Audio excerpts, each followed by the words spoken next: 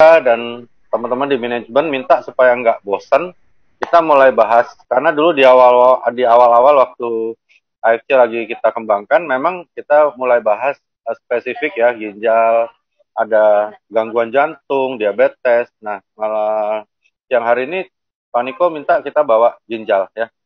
Ginjal adalah salah satu organ ekskresi, jadi organ untuk buang kotoran dari badan yang ada di tubuh kita. Ya, jadi kalau kami nyebutnya lokasi secara anatominya itu ada di rusuk bagian bawah, kanan dan kiri ya di atas pinggang. Jadi kira-kira posisinya di situ. Nah, kadang-kadang pemeriksaan atau keluhan yang di daerah situ biasanya kita mulai berpikir, oh ini ada apa-apa nih sama ginjalnya. Kira-kira begitu. Gunanya apa? Dia akan buang ekskresi dengan cara bentuknya cairan. Ya, kalau ada cairan juga misalnya dari ludah, dari keringat, terus ada yang dari tinja, dari urin, begitu. Jadi itu namanya organ-organ untuk ekskresi. Ya itulah ginjal ya. Next.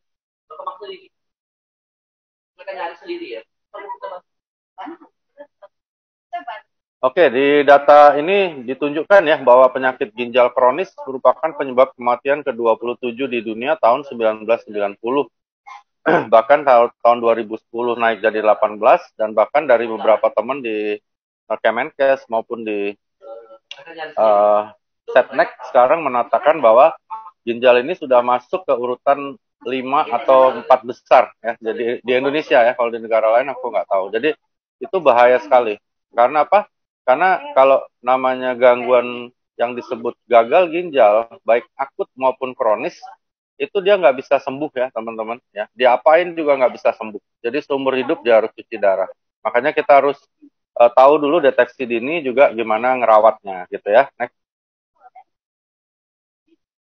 Nah, ini seperti aku bilang tadi adalah organ ekskresi di dalam vertebra. Apa itu vertebrata? Vertebrata adalah susunan dari tulang belakang ya. Kalau di leher kita nyebutnya vertebra cervical. Kalau di daerah dada nyebutnya vertebra torakal ya. Dan ke bawah sampai ke sakrum. Sakrum itu ekor ya. Jadi tulang kita yang di atas dubur itu ada yang keras ujung. Kalau binatang dia muncul ekor, kalau kita enggak dia berbentuk sakrum, di ujungnya ada seperti tulang yang agak menonjol ya. Bentuknya mirip kacang ginjal ini, sebagian dari sistem urinal ya, untuk mengeluarkan, menyaring dulu, jadi kayak ayahan beras. Kalau teman-teman bayangin, kalau dulu zaman dulu tuh aku masih kecil, beras itu diayak. Nah, itu ginjal kira-kira seperti itu. Ya, jadi kalau ayahannya agak sobek-sobek, ginjalnya bocor ya gitu ya. Kita selalu aku coba bawain dengan bahasa awam. Jadi teman-teman bisa bayangin bahwa organ ini untuk mengeluarkan kotoran, menyaring, dan saringnya itu kayak diayak, kayak beras diayak gitu ya. Nah, dia membuangnya bersama dengan air dalam bentuk yang disebut urin ya. Jadi urin itu adalah kumpulan dari air dan hasil-hasil kotoran yang disaring oleh ginjal. Nah, ginjal ini mengatur pH, konsentrasi ion mineral, dan komposisi air di dalam darah. Jadi, ginjal juga dengan fungsinya akan mengatur pH, konsentrasi ion mineral, dan komposisi air di dalam darah. Ya, next. Ini peran ginjal secara umum adalah satu, membersihkan darah dari racun, zat sisa, dan kelebihan cairan. Ya, jadi ini tugasnya dia. Jadi racun diambil, dibuang, diekskresi dari ginjal. Begitu juga zat sisa. Zat sisa itu adalah zat yang tidak dipakai, ya. Juga kelebihan cairan. Lalu menjaga keseimbangan garam dan mineral dalam darah Anda. Karena itu orang yang gangguan ginjal, ya, gangguan ginjal apapun, kalau fungsinya udah turun, biasanya akan terjadi gangguan keseimbangan garam dan mineral, dan biasanya akan berpengaruh pada organ lain. Juga dalam sistem lain, termasuk misalnya sistem tekanan darah dan sebagainya. Lalu membantu mengatur tekanan darah karena fungsi yang di atas tadi ya, menjaga keseimbangan garam, otomatis kalau itu terganggu, tekanan darah terganggu. Lalu menghasilkan eritropoietin yang berfungsi membuat sel darah merah. Nah, karena itu kalau ada gangguan ginjal, orangnya biasanya anemia. Ya, anemia itu kalau teman-teman sering konsul ke aku, HB-nya rendah, ya, eritrositnya rendah, itu namanya dia anemia. Ya, menghasilkan senyawa aktif vitamin D. Nah, yang dibutuhkan untuk menjaga kesehatan tulang. Oke, okay? Next.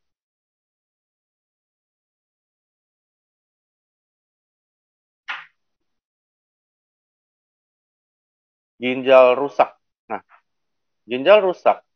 Ya, ginjal rusak itu artinya fungsinya sudah nggak seperti yang lalu ya. Jadi waktu kita baru lahir kalau normal semua otomatis semuanya berjalan dengan baik ya, kotoran dibuang dan sebagainya ya. Produk-produk limbah dan cairan ini harusnya keluar. Nah, ketika rusak dia nggak keluar ya. Nah, ketika dia nggak keluar, cairan dapat menumpuk dalam tubuh, menimbulkan beberapa masalah seperti pembengkakan di pergelangan kaki, muntah, kelemahan, kurang tidur, dan sesak napas. Ya, itu kita nyebutnya ada edema. Biasanya kalau sudah seluruh tubuh namanya edema ya, udem. Penyakit ginjal dapat dipicu oleh beberapa masalah kesehatan lainnya. Ya, jadi dia berkorelasi nih. Yang satu muncul ginjal rusak. Bisa juga ginjal muncul gangguannya, muncul gangguan yang lain. Misalnya tekanan darah tinggi, ya, hipertensi, diabetes. Ini artinya orang yang memiliki kedua penyakit tersebut berisiko tinggi untuk kena gangguan ginjal. Ya, jadi kalau ada diabetes, ada hipertensi, ya pasti suatu hari bisa terjadi kerusakan di ginjalnya. Ya, next.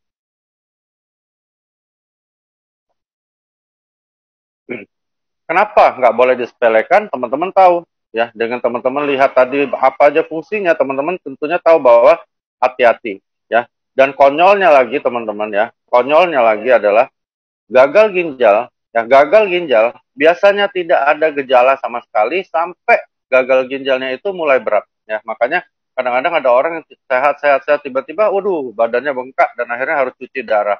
Nah, itulah gunanya kita harus merawat. Ya, kalau untuk memeriksa, ya itu memeriksa itu kan ketika kita merasa ada sesuatu yang nggak bagus. Tapi merawat kan tidak ya. Merawat itu kan Anda lakukan di saat sesuatu lagi masih bagus. Ya, jadi sebagian besar penyakit ginjal menyerang nefron. Nefron adalah satu unit jaringan ginjal, ya. Jadi satu unit. Nah, jadi kayak misalnya kalau mobil sistem listriknya, ya, atau sistem pengaman shock breakernya, ya, dan sebagainya. Jadi itu adalah suatu susunan unit.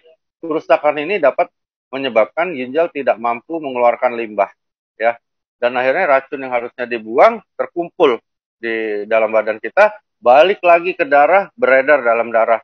Itu yang namanya terjadi toksikasi dalam tubuh ya. Jika tidak diobati, ginjal yang sakit mungkin akhirnya berhenti berfungsi. Dan bahayanya berhenti berfungsi sepenuhnya. Nah, ketika itu terjadi, orangnya harus cuci darah. Dan cuci darahnya nggak bisa sebentar, sekali-sekali. Bahkan ada yang sampai harus 3-4 kali 1 minggu. Ya. Hilangnya fungsi ginjal merupakan kondisi serius dan berpotensi fatal. Orang yang gangguan ginjal atau gagal ginjal pasti meninggal dunia lebih cepat dibandingkan orang normal. Karena apa? Pertama, karena racun yang harusnya dibuang putar lagi di dalam darah. Itulah orang harus hemodialisa. Nah, hemodialisa juga nggak bisa nyelamatin nyawa orang. Ya, makanya teman-teman, kita harus jaga organ ini ya baik-baik. Dengan apa? Dengan melakukan kebiasaan-kebiasaan yang baik untuk merawat ginjal ya. Next. Oke, macam-macam penyakit ginjal. Kita lihat satu-satu ya. Next. Semua organ akan bisa ngalamin seperti ini, termasuk juga ginjal ya. Jadi ginjal bisa infeksi, bisa ya. Terjadi sering dari mana? Dari misalnya infeksi dari penularan infeksi saluran kencing. Saluran kencing bisa karena apa aja? Banyak ya, bisa infeksi biasa, bisa karena ada sesuatu bakteri yang masuk, bisa juga karena hubungan seksual dan sebagainya ya. Nah, tapi kalau infeksi ginjal biasanya dia akan nyeri ya. Jadi ada keluhan nyeri. Ingat ya, tapi kalau gagal ginjal nggak ada nyeri ya teman-teman ya. Nah, jadi kalau misalnya ada infeksi ginjal, biasanya bagaimana cara mendeteksi? Biasanya kita anamnesa, kita tanya, kenapa Bu, Bapak gitu ya. Oh, saya kalau duduk sakit nih pinggangnya, terus suka melilit dan sebagainya.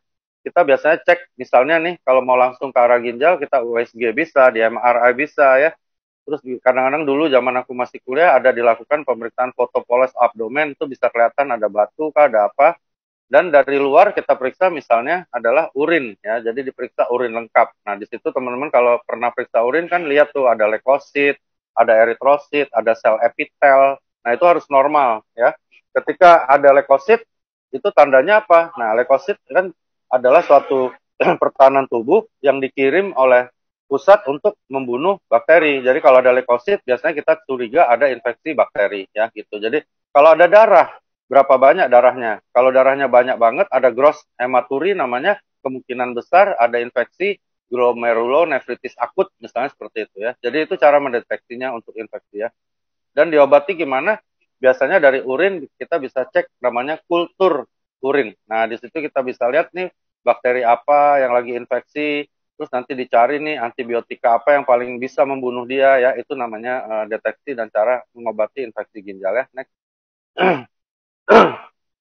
Nah, ini umumnya kayak gini. Jadi kalau ada yang mengeluh kayak gini, itu kemungkinan besar dia infeksi ya. Bisa ada darah, nanah. Nah, kalau ada nanah itu biasanya ya yang lebih sering itu bukan dari ginjal, tetapi itu dari saluran kelaminnya ya. Biasanya itu penyakit menular seksual ya, PMS ya. Jadi dia berhubungan sama orang yang kencing nanah, terus dia keluar nanah. Kita nyebutnya gonoroe.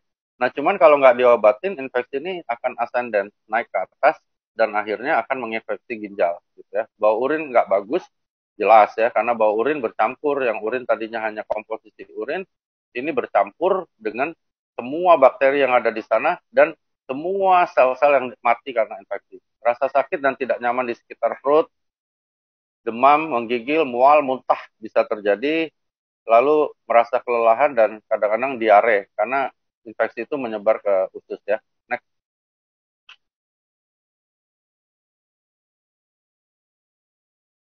Nah, sekarang kita bicara apa sih resikonya kalau kena infeksi ginjal ya. Terus siapa sih yang lebih beresiko ya? Pertama wanita, terus bisa kondisi bawaan lahir, bisa obstruksi saluran kemih, konstipasi dan sebagainya. Nah, jadi ada prostatitis ya. Jadi ini yang disebutkan ini adalah faktor-faktor yang memperberat atau meninggikan kemungkinan kena infeksi ginjal ya. Jadi dari mulai wanita hamil, wanita yang aktif secara seksual dan tidak jaga kesehatan, maka probabilitasnya kemungkinan kena infeksi ginjal lebih besar dibandingkan orang-orang yang tidak melakukan hal-hal ini atau orang-orang yang tidak dalam kondisi ini, gitu ya. Next.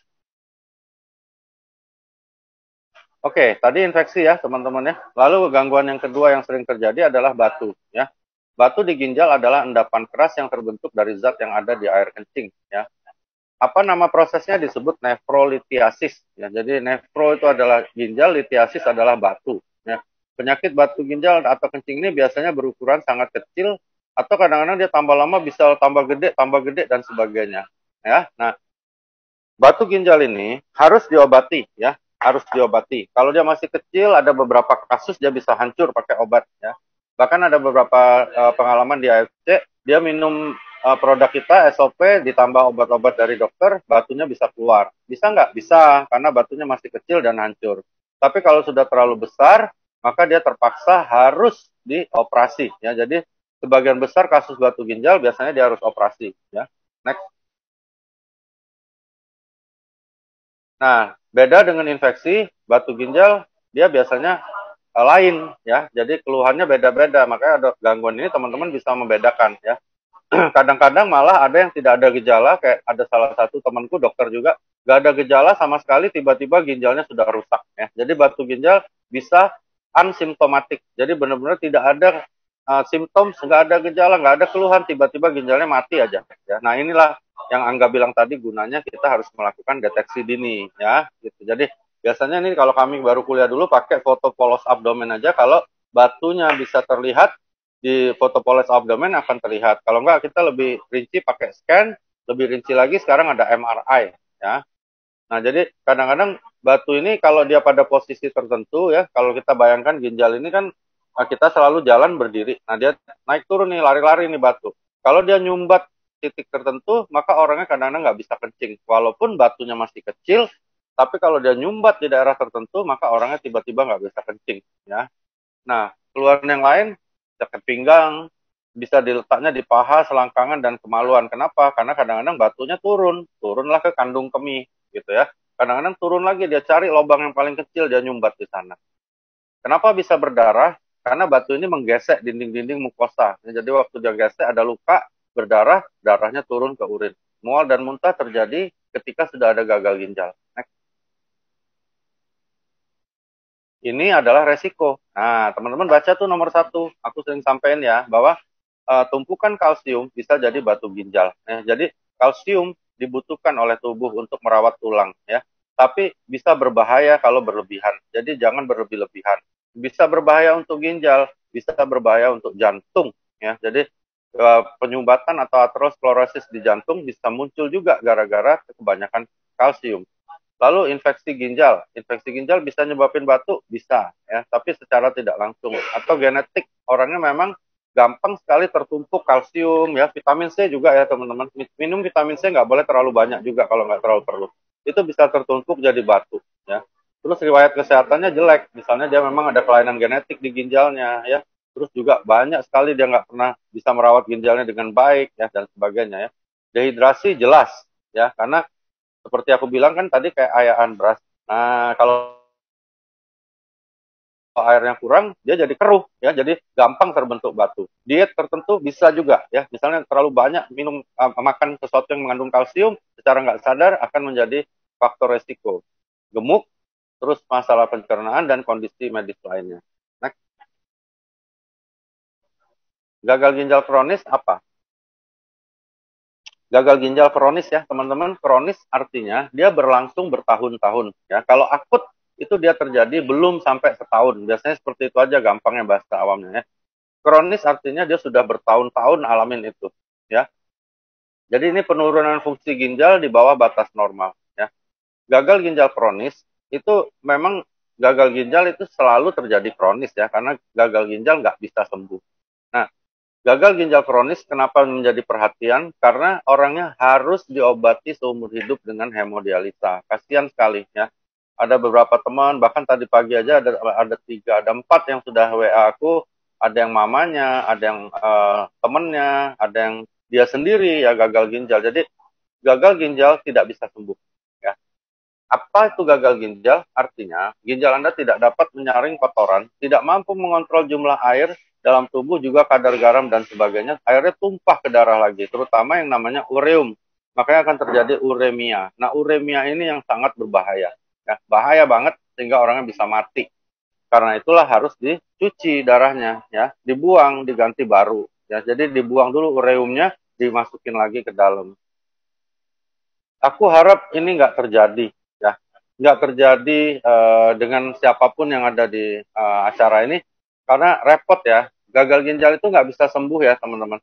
Jadi hemodialisa, cuci darah bukan menyembuhkan, tetapi membuang racun yang ada gara-gara ginjalnya nggak bisa berfungsi lagi. Next. Ini gagal ginjal kronis seperti ini, kasihan ya. Biasanya yang paling sering aku ketemu sih mual muntah dan bengkak ya badannya. Jadi sakit perut, mual muntah, hilang nafsu makan karena racun tumpah ke darah ya. Gangguan tidur, perasaan lemah dan lesu. Nah ini nih aku dikasih tahu dosenku, justru terakhir-terakhir yang spesialis ya, yang memang mereka sering cuci darah, melakukan cuci darah itu justru munculnya itu cuma lemah dan lesu loh ya. Lemah dan lesu. Orangnya pikir oh karena capek dan sebagainya, akhirnya dicuekin. Sebenarnya kita bisa deteksi dini dengan pemeriksaan darah ya. Namanya ureum, kreatinin, asam urat. Biasanya 3 itu menunjukkan fungsi awal dari ginjal kita. Gitu ya. Nyeri pada dada, kenapa? Karena cairannya numpuk. Namanya ada udem. Karena udem, dada kita kalau teman-teman bayangin dia harus berkembang kan, paru-paru kan harus kembang nih. Nah, nggak bisa ya, ketekan karena banyak massa, banyak cairan di perut, sehingga ngembangnya nggak sempurna tuh paru, akhirnya udara yang masuk kurang, akhirnya orang terasa sesak gitu ya. Kadang-kadang nyeri, kenapa nyeri? Karena dia neken ke atas, sehingga gerakan dari jantung terbatas juga gitu ya. Masalah mulut, kulit gatal, frekuensi air seni kita meningkat, terutama di malam hari, karena semuanya udah rusak sistemnya ya. Mati rasa, kesemutan itu biasanya karena udem tertumpuk, akhirnya saraf-saraf tertekan dan sebagainya ya. Rasa terbakar, kaki panas dan tangan, semua juga itu karena uremia ya. Pembengkakan pada pergelangan kaki, tangan, kram otot dan sebagainya, semua rusak ya. Karena racun yang harusnya dibuang balik lagi ke badan ya. Tekanan darah tinggi jelas, karena tadi kita udah jelaskan kan fungsi dari apa itu fungsi dari ginjal. Jadi keseimbangan hormonal berubah, semua jadi rusak ya. Next. Nah, ini teman-teman, kenapa aku di acara juga sering bilang bahwa diabetes mellitus adalah pintu gerbang dari penyakit ya. Karena gara-gara diabetes ya bisa terjadi gagal ginjal kronis. Kita nyebutnya nefropati. Ya, jadi ginjalnya mati kerjanya gara-gara diabetes. Ya. Jadi ini bahaya sekali ya. Lalu tekanan darah yang tinggi untuk jangka waktu lama bisa menghancurkan fungsi ginjal juga. Glomerulonefritis itu adalah infeksi atau peradangan di ginjal, bisa juga nyebabin gagal ginjal tapi yang akut, jadi tiba-tiba terjadi ya. Nah, cuman waktu aku kuliah dan beberapa dosen yang ngasih tahu memang kalau yang GGA, gagal ginjal akut yang terjadi tiba-tiba karena infeksi misalnya, itu biasanya masih bisa terselamatkan ketika infeksinya disembuhkan ya. Jadi kalau yang gagal ginjal kronik karena penuaan, turunan dan sebagainya itu sulit ya. Gangguan ginjal polikistik. Nah, ini ya. Ini yang repot. Ya, aku punya teman nih sekarang minta doanya juga, dia sudah mulai mau cuci darah, dia lagi minum SOP, dia dari kecil polikistik, jadi ginjalnya itu banyak sekali polikistiknya, akhirnya fungsinya turun ya. Tapi ini biasa kalau ginjal polikistik dia munculnya di usia-usia lansia ya, di usia 60 lebih baru gagal ginjalnya muncul. Obstruksi saluran kemih berkepanjangan. Nah, batu ginjal, infeksi, atau ada pembengkakan yang nggak diurus baik-baik, ya, itu bisa menyebabkan gagal ginjal. Oke? Reflux vesiko-uretral, satu kondisi yang menyebabkan urin lompat lagi. Kalau di lambung kita sering teman-teman konsul namanya GERD ya. Ini ada namanya reflux vesiko-uretral, ya, satu kondisi yang menyebabkan urin kembali ke ginjal Anda. Jadi nggak bisa kayak jalanan macet jalan tolnya, keluar lagi ke jalan asal, balik lagi ke ginjal. Ya. Infeksi ginjal berulang atau disebut pyelonefritis juga bisa menjadi faktor penyebab gagal ginjal kronis. Penggunaan obat-obatan tertentu jelas ya, ibuprofen, aspirin, termasuk teman-teman ingat ya, obat untuk diabetes. Obat untuk diabetes, untuk nurunin gula darah, semuanya akan merusak ginjal. Oke, next. Kanker ya ada ya, tapi jarang ya teman-teman dibandingkan organ lain ya. Jadi kanker ginjal jarang, tapi dibandingkan organ lain dia memang kecil kemungkinannya. Dan di dalam kelompok yang namanya kanker ginjal ada yang disebut sel renal karsinoma ya. Jadi ada jenis kanker yang namanya karsinoma sel renal. Nah, ini hampir semua kalaupun kena kanker itu jenisnya yang ini. Oke ya. Next. Kanker macam-macam ya. Kalau kanker itu bisa macam-macam tergantung berapa banyak udah dirusak ya, bisa berdarah kencingnya, bengkak, mirip sama gagal ginjal ya, mirip sama gagal ginjal. Next.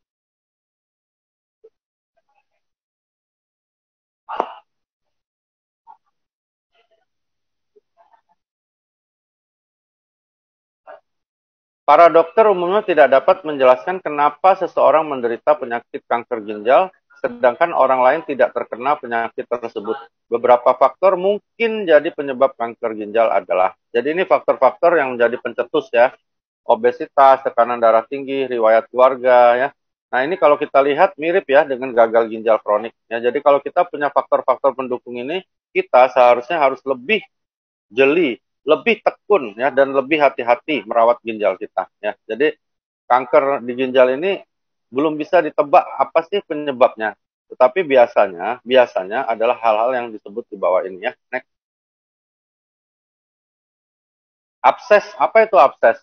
Adalah kumpulan nanah yang mengkristal seperti batu kerikil di sekitar ginjal ya. Abses ini kadang-kadang bisa di hati, di paru, di ginjal ya. Abses ini adalah kumpulan infeksi ya. Nanah muncul akibat infeksi jaringan lunak di sekitar ginjal. Nah, abses ini biasanya sakitnya bukan main teman-teman ya. Sampai yang aku bilang tadi, rusuk paling bawah pinggang itu disentuh pakai jari aja, dielus aja dia langsung teriak ya. Nah, itu kalau abses itu sakit sekali ya. Tapi jarang ya. Abses di ginjal aku selama praktek, selama kuliah pun aku belum pernah dapat.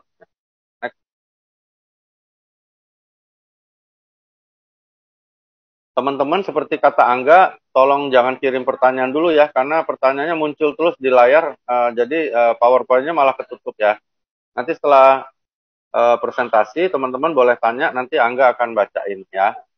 Nah ini gejala abses ginjal, penurunan berat badan, rasa tidak nyaman, dan sebenarnya sih, aku belum pernah ketemu ya penyakit ini, jadi aku nggak tahu. Tapi secara teori sebenarnya kalau abses ginjal ini, yang paling nyolok adalah dia rasanya sakit banget pinggangnya, nggak bisa disentuh. Karena kalau abses hati ya, hati yang kena abses itu jangankan bergerak ya teman-teman.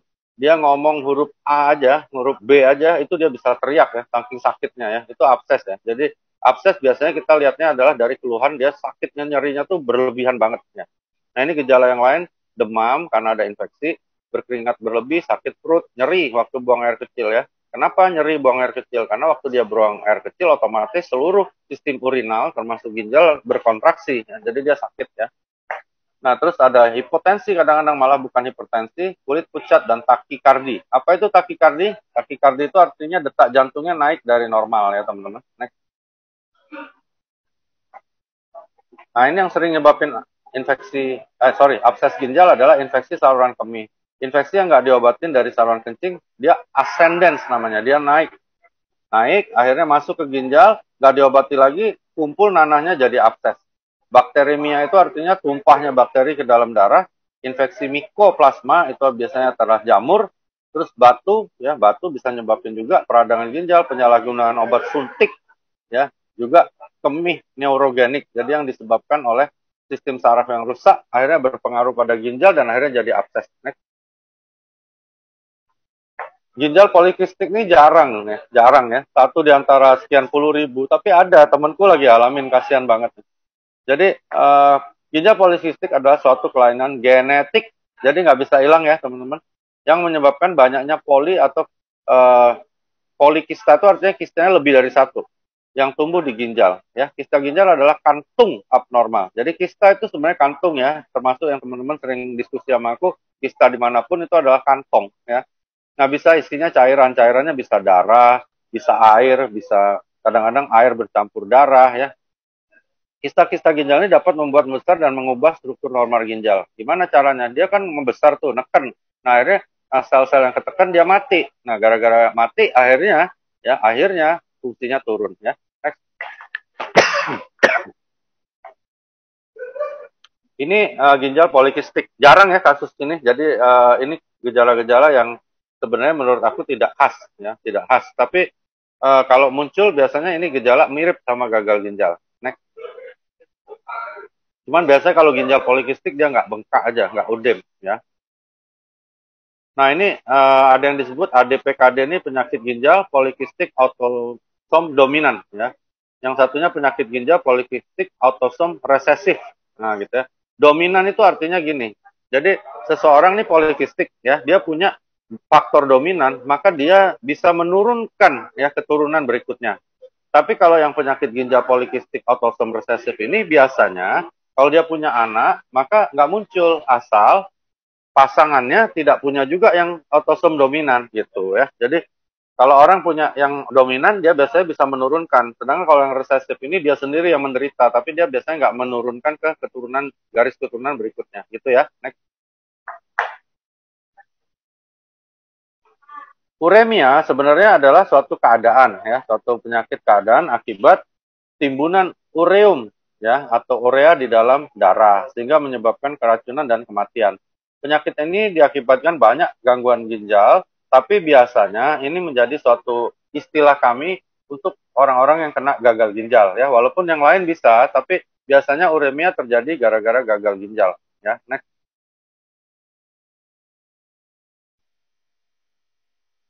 Nah, ini orang kalau gagal ginjal, dia pasti uremia, ya. Akhirnya dia nggak tahan, dia ke rumah sakit cuci darah karena ini. Dia mual dan muntah, itu paling sering, ya. Kehilangan nafsu makan, kram pada bagian kaki, sulit konsentrasi, sakit kepala, mengalami kelelahan ekstrim, ya. Jadi lelahnya bukan kayak kita capek habis olahraga, bukan ekstrim, sampai dia tuh kayak mau mati gitu rasanya. Perdarahan tidak normal, sesak napas, perubahan kondisi mental, bingung, gelisah, penurunan kesadaran, bahkan kadang-kadang jadi emosional ya. Jadi uremia kayak begini, kalau didiamkan orangnya masuk ke tingkat yang lebih berat, somnolen, nggak sadar, apatis dan sebagainya, akhirnya bisa koma. Nah ini faktor penyebab apa? Bisa dari hati ya. Jadi produksi urea dalam hati naik karena hatinya rusak. Nah gitu. Bisa diet terlalu tinggi protein, terjadi kenaikan ureum. Meningkatnya pemecahan protein, perdarahan pada saluran cerna, dan obat-obat tertentu seperti kortikosteroid. Nah, ini penting ya. Jadi sambil bahas ginjal, aku nyentil-nyentil dikit yang lain. Kortikosteroid ini dipakai pada orang-orang yang autoimun ya teman-teman ya. Jadi orang yang minum kortikosteroid jangka panjang akhirnya bisa terjadi uremia atau malah gagal ginjal. Itu bahayanya obat-obatan yang namanya kortikosteroid. Juga teman-teman yang fitness, ada yang pakai anabolik steroid, itu bahaya ya teman-teman. Jadi kalau yang sering pakai steroid, hati-hati ya, nanti usia-usia tertentu tiba-tiba bisa uremia, bahkan bisa gagal ginjal karena steroidnya terlalu lama dipakai. Next. Komplikasi-komplikasi yang terjadi akibat penyakit ginjal. Yuk kita lihat. Ini namanya retensi cairan atau cairannya terbendung ya. Nah, kalau kami nyebutnya ada udem. Jadi kalau ada kaki dua-duanya bengkak, itu kita harus curiga kemungkinan salah satunya adalah ginjal ya. Kemungkinan lain bisa jantung, kemungkinan yang lain lagi juga bisa ada infeksi lokal di sana. Tapi biasanya kalau kayak gini kita curiganya jantung, hati atau ginjal. Oke ya? Next.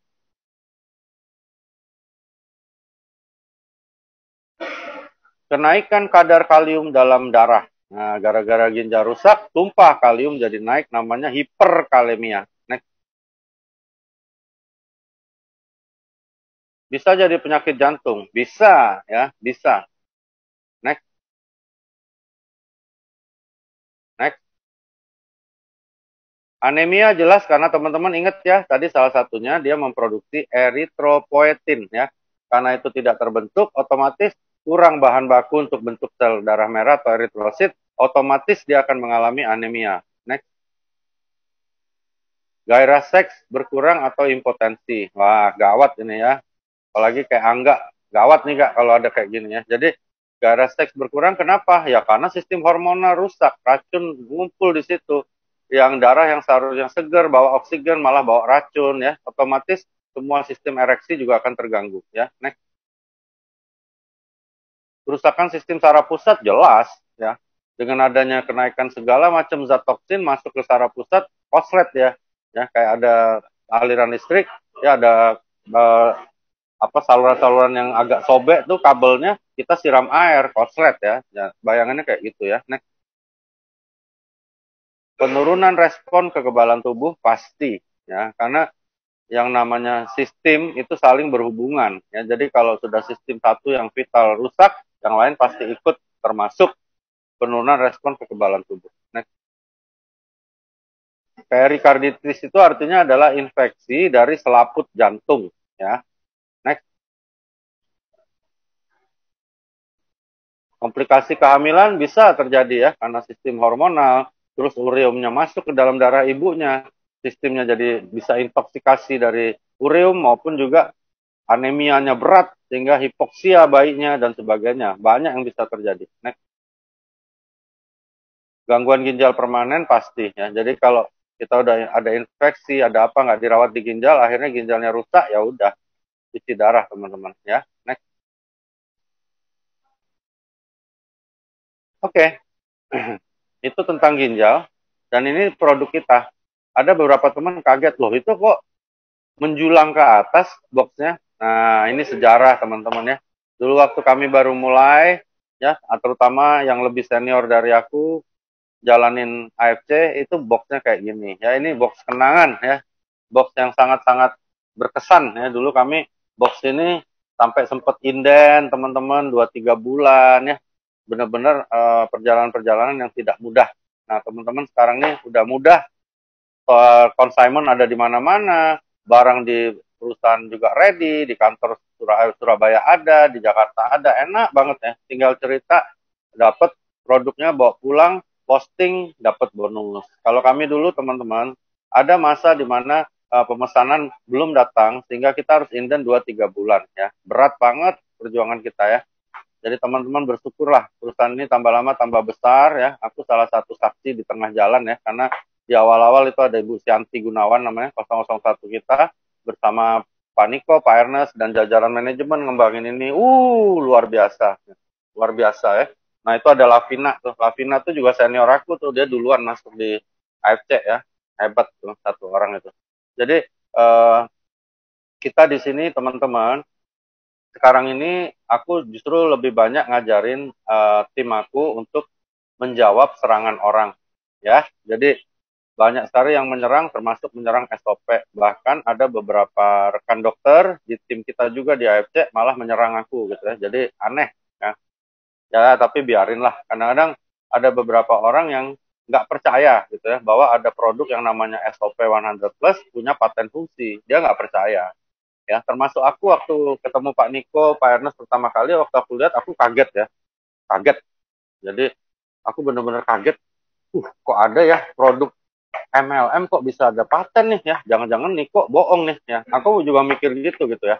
Tapi setelah semuanya data ya, teman-teman makanya di AFC tolong bawa data ya. Perusahaan ini bukan lagi kadang-kadang bilang, oh kita punya MLM bukan kaleng-kalengan. Nah, teman-teman, kita ini bukan kaleng-kalengan ya. Perusahaan ini kaya banget ya. Yang bilang siapa? Yang bilang data, teman-teman ya. Coba lihat deh di bursa efek Tokyo. Ngeri ya teman-teman ya. Ratusan triliun kekayaannya ya. Jadi kalau yang lain cuma bilang kayaknya kaya, katanya kaya, ya kata nenek gua kaya, kata leader gua kaya, kata Upin, kata Ipin. Jadi semuanya bohong gitu. Karena apa? Karena nggak ada data ya. Jadi teman-teman, aku tidak ajarin untuk sombong. Tapi teman-teman aku ajarin untuk percaya diri karena data. Ya, jadi teman-teman jawab semua by data. Oke ya. SOP yang apa sih SOP ini? Jadi SOP ini adalah suatu produk dari Jepang. Kalau teman-teman lihat di brosur, lihat di kotak, di situ ditulis scientific breakthrough ya. Ya. Itu benar, teman-teman ya. Scientific breakthrough. Jadi terobosan di dunia teknologi. Oke ya. Ini adalah teknologi. Nah, jadi aku pernah cerita-cerita sama Niko. Ini bukan sihir ya. Ini teknologi. Nah, karena itu bisa mengeluarkan paten-paten fungsi ya. Apa hebatnya produk ini? Produk ini diambil dari Ikura ya. Ya, ingat ya, diambil dari Ikura. Jadi dia tidak membunuh salmonnya ya. Jadi bukan ikan salmon tuh dibunuh, enggak. Ikan salmon ini ikan yang paling mulia yang betina. Tanpa disuruh dia mati sendiri, teman-teman ya. Jadi setelah dia bertelur dia mati. Sebelum dia mati, dia meninggalkan benar-benar warisan buat anak-anaknya di dalam telur itu supaya bisa tetap hidup dan menetas dengan meninggalkan ikura. Nah, ikuranya ini diolah oleh perusahaan AFC menjadi produk namanya Salmon Ovary Peptide 100 Plus. Oke ya. Jadi bukan membunuh ikannya ya, bukan juga dari dagingnya, bukan juga dari minyaknya, bukan juga dari tulangnya. Ya gitu ya. Next. Terus ngapain sih minum SOP? Ya, aku ketemu beberapa teman termasuk dokter bilang, ngapain sih gua harus minum SOP?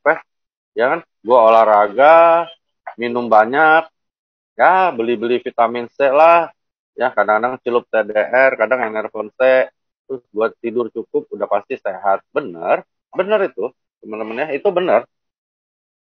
Tetapi banyak yang lupa bahwa semua semua orang akan mengalami yang namanya penuaan. Ya, itu yang kadang-kadang kita lupa. Kita mati bukan karena kita nggak minum air putih banyak, bukan. Kita mati bukan karena kita tidak minum vitamin C saja, bukan. Tapi karena ada penuaan. Nah, SOP ini breakthrough-nya ya, di scientific breakthrough, dia punya paten regenerasi sel. Ya, paten regenerasi sel ini pasti terjadi. Oke ya, teman-teman? Beda sama produk lain. Kalau produk lain, katanya nih tetangga saya minum jadi sehat loh, mukanya cerah, cantik deh, jadi muda. Wah, tapi nenek gua minum tambah tua, nenek gua malah cepet mati ya. Beda-beda jadinya ya. Kalau yang namanya paten regenerasi sel itu enggak. Kalau kita minum, siapapun teman-teman yang lagi ikutin acara ini, semuanya pasti akan lebih muda ya. Kapan? Ya mulai minum langsung lebih muda. Oke ya. Jadi begitu minum langsung lebih muda. Oke ya. Karena apa? Karena ada paten regenerasi sel. Nah, teman-teman jangan lupa di lapangan sekarang banyak yang menyerang kita. Juga aku pribadi ya, banyak sekali ya dari MLM lain, dari produk lain. Mereka bilang nggak mungkin lah produk lu tuh stem cell. Aku bilang yang bilang produk gua stem cell siapa? Nggak ada ya. Jadi jangan kelepasan ngomong ya, SOP 100 Plus bukan stem cell. SOP 100 Plus adalah makanan kesehatan, oke, sesuai dengan paten dari Balai POM yang memiliki, nah itu, ada 3 paten ya teman-teman ya. Nah, regenerasi sel, memperbaiki aliran darah ya, dan ketiga, oke ya, dan ketiga adalah menghilangkan kerutan. dengan memperbaiki kulit kita ya. Jadi ada 3 paten. Nah, paten yang regenerasi sel ini ya, kalau teman-teman bahasa awamnya nih gampangnya, menjadi soulmate. Nah, menjadi pasangan hidupnya stem cell. Kenapa? Karena stem cell kan tahu ya. Nah, stem cell ini adalah sel yang betul. Mencari sel rusak dan mati, menggantinya menjadi baru. Itu tugasnya stem cell. Tapi ya, setelah kita usia 18, dia loyo, teman-teman. Ya, mulai loyo. Banyak yang nggak mau kerja, ngambek ya, kayak pegawai lagi lesu kerjanya. Datang nih SOP dengan patennya. Nah, kayak Angga nih ketemu cewek cantik yang baru, semangat dia gitu ya. Nah, jadi itu namanya bayangannya ya. Jadi dia jadi soulmate-nya, bukan SOP-nya yang stem cell ya. Jadi teman-teman yang sibuk menyerang di sebelah sana, aku udah jelasin kapan pernah gua atau tim gua atau dokter lain ngomong bahwa ini stem cell, nggak ada. Jadi lu nyerangnya lu nyerang angin, nggak ada itu ya. Jadi teman-teman di lapangan, terutama tim aku yang diserang, nggak usah panik dulu. Ya biar aja dia nyerang sampai babi buta, catat aja apa yang dia serang, baru kita jawab dengan apa teman-teman? By data. Ya, kita semua ada data. Orang-orang kadang-kadang nyerang kata-kata, katanya, wah nggak bisa ya. Jadi kita bukan stem cell. Lalu kedua, teman-teman jangan kepleset ngomong bahwa produk kita adalah plasenta salmon. Bukan ya, salmon nggak punya plasenta ya. Mungkin teman-teman nggak salah juga, pengen agak keren gitu ya. Tapi marine placenta ya, marine placenta lebih keren ya teman-teman ya. Marine placenta adalah istilah yang menurut aku benar-benar genius ya, genius. Oke ya. Jepang ini bikin sesuatu yang genius. Karena istilah itu sulit terpikir sama kita. Kenapa teman-teman? Karena memang nggak ada namanya plasenta berasal dari laut. Laut nggak ada mamalianya ya. Ya. Adapun misalnya kayak kalau aku nggak salah kan kayak ikan lumba-lumba ya atau ikan paus itu kan termasuk menyusui. Nah itu dia mungkin ada plasenta tapi nggak pernah diproses untuk jadi produk makanan kesehatan ya. Nah jadi kita luar biasa keren itu istilah. Membuat orang jadi penasaran, malah sekarang membuat orang jadi mau tiru, membuat orang jadi marah ya. Ada yang malah bohong-bohong sama leadernya bahwa ada produk dari Jepang juga, terus marine placenta, salmon ovary peptide juga, semua niru AFC ya. Nah, lalu mereka bawa orang Jepang, pas dicek nggak taunya kodenya izin Balai POM-nya bukan ML, dari Tangerang ya. Ya, aku hormat banget sama Pak Ernest, Pak Michael ya. Mereka nggak marah, bahkan nggak nuntut ya hal-hal yang sudah dilakukan oleh pihak sana. Sebenarnya itu nggak boleh loh, ada sertifikat kita yang ditiru oleh MLM lain ya, karena dia bikin produk yang dibilangnya isinya juga salmon ovary peptide. Terus dia datengin orang Jepang juga, dicari yang mirip-mirip Mister Oba lagi. Naik ke atas panggung ngomong bahasa Jepang ya. Jangan tolol ya teman-teman. Niko selalu bilang juga ya bahwa jangan dilakukan pembodohan, karena itu kami dari awal ya memang pengen edukasi ya, nggak pengen bohong sama kalian ya. Nah, Pak Ernest, Pak Michael juga pihak Jepang pesan dari awal memang kita harus edukasi ya, nggak boleh bohong. Karena itu aku selalu bicara jujur ya, nggak pernah bohong-bohong, karena bohong akan mengakibatkan kecewa di belakang ya. Kalau jujur kadang-kadang kita kecewa di depan, nggak apa-apa ya. Yang penting teman-teman jujur dengan data ya. Jadi jangan panik ya kalau diserang sama pihak lain. Karena apa? Karena aku jamin 100% secara hukum ya. Secara hukum ya, produk penemuan dari Mr. Eto ya. Mr. Eto itu siapa? Nah, tahun lalu dia datang, dia penemunya marine placenta ya. Penemunya marine placenta itu adalah dia. Itu dia sudah tanda tangan secara hukum di depan ratusan member kita bahwa semua penemuan dia hanya boleh dijual oleh AFC ya. Nah, jadi nggak perlu lagi dijawab atau ditanggapi orang-orang yang mengaku-ngaku produknya sama dengan kita ya. Tidak mungkin. Kalau terjadi, wah bisa dituntut Mr. Etonya ya. Nah, mungkin dia bilang dia salmon ovary peptide juga atau apa, kita kan nggak tahu ya. Dari mana dia bisa bilang salmon ovary peptide? Kalaupun memang benar salmon ovary peptide, berarti yang pasti bukan penemuannya Mr. Eto ya teman-teman. Jadi jangan panik, karena sekarang ini teman-teman kita bukan sibuk mengedukasi, Tapi banyak teman-teman dari pihak lain yang menyerang terus tim aku ya, dari plasenta rusak, dari yang niru-niru kita ya, belum juga dari yang lama-lama kayak perusahaan-perusahaan MLM lama, belum yang dari Jerman, dari yang mana semuanya. Tapi aku bilang wah ini keren ya teman-teman, AFC ini keren ya. Jadi sekarang AFC ini jadi sumber perhatian semua MLM lain ya. Jelek-jelekkan, ada yang jelek-jelekkan aku juga di grup mereka. Jadi ada timku juga ada join di grup lain gitu, di bisnis lain. Dia lagi jelek-jelekkan apa pernyataan dari AFC, terus pernyataan aku. Ada juga yang nyerang sertifikat kita gitu. Ya. Jadi teman-teman gak usah panik ya. Jadi kalau ada yang serang, direkam dulu apa serangan mereka. Boleh diskusikan baik dengan Pak Niko, Pak Angga maupun aku. Ya, next. Ingat ya, yang paten nomor 1, regenerasi sel pasti bantu ginjal, karena kita lagi bicara ginjal hari ini. Ya, kenapa banyak sekali teman-teman yang gagal ginjal sekarang membaik, teman-teman? Karena selnya dibentuk baru. Ya, kalau kita bayangin ginjal ini pabrik, pegawainya tadinya 1000, terus banyak yang berhenti, tiba-tiba masuk nih pegawai baru lagi, seger-seger lagi, ganteng-ganteng, cantik-cantik, kayak Angga, pinter, otomatis dia akan bekerja lebih bagus, dan akhirnya ginjalnya fungsinya naik. Ya. Lalu kedua, dia punya efek memperbaiki sirkulasi darah. Nah, ada gunanya nggak? Oh iya dong, sirkulasi darah kan distributor, ya, kayak ekspedisi. Ya. Jadi kalau kita kirim barang, nah itu ekspedisinya kan darah, kirim ke sana, ke sini, dan sebagainya. Oke ya, ketika itu dilancarkan, maka otomatis si ginjalnya terima kasih ya, barang gua udah lo anterin, gitu ya. Kayak gitu kira-kira, ya. Jadi ketika sirkulasi diperbaiki, maka tugas ginjal agak ringan, karena apa? Karena ekspedisinya tambah banyak. Oke ya, next. Nah, kita sekarang masuk dan Q&A ya, enggak ya? Iya dok, Q&A. Nah ini baru Nah, Q&A silakan. Jadi pertanyaan yang udah dikirim lewat chat mungkin bisa dibaca oleh Angga. boleh sebentar.